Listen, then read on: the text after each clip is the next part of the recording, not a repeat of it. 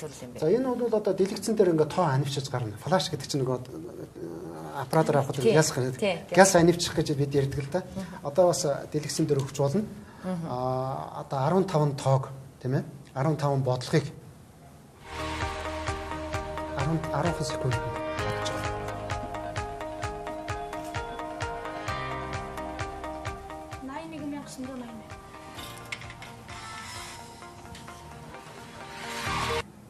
За ингээд одоо 80788 гэдэг энд ийм бас төрөл байна. Өөрөөр л энэ маш олон төрөл байна л да. Хараа харшилах тийм ээ.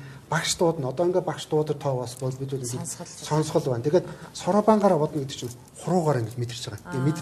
Тэгээд одоо мэдрэхүйтэй холбоотой маш олон төрлийн манайхан бодохдоо бол зүгээр л тоо бодулдаг юм байна. Тоонд бол үнэхээр сайн болно. Тэрнээс цаана хүүхдийг бол олон талаар хөгжүүлж байгаа юм байгаа байхгүй юу. За одоо ингээд тоо бодвол тэрнээс өмнө бол бас нэг юм хэлэх юм байна. Юу гэхээр тэгвэл тоо ч болдго юм байна, мундаг болж байгаа гэдээс гадна хүүхэд өвт ихш хүмүүждэг байхгүй юу. Оюун ухаанд нь тийм цэгц сууж байгаа. Одоо жишээлбэл Баяр Баясгалангийн ээж бол хэлж байгаа. За манад бол Баяр Баясгалан сүлдээ гэр бүлд ямар нэг шийдвэр гаргахад оролцдог гэсэн. Бид Баяр Баясгаланаас асуудаг болсон гэдэг. Гэхдээ яагаад гэсэн чинь би энийг сорбангийн ач гэж бодоод байна. Яагаад бол нэг л бодоод их тийм цэгцтэй хариу ирээд идэх болсон гэдэг. Тэгэхээр зөвхөн тоо боддог юм биш байгааз тийм байгаа. За тэгээд одоо тоо бодож үзье үзэгчид бол бас нэлээд сонирхож байгаа.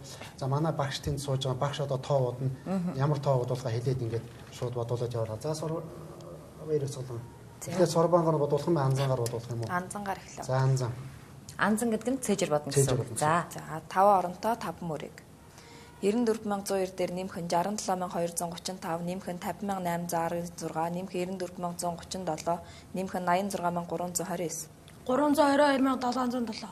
За сайн байна. Дараагийн бодлого 89152 дээр нэмэх нь 27419, нэмэх нь 91340, нэмэх нь 17628, нэмэх нь 50267.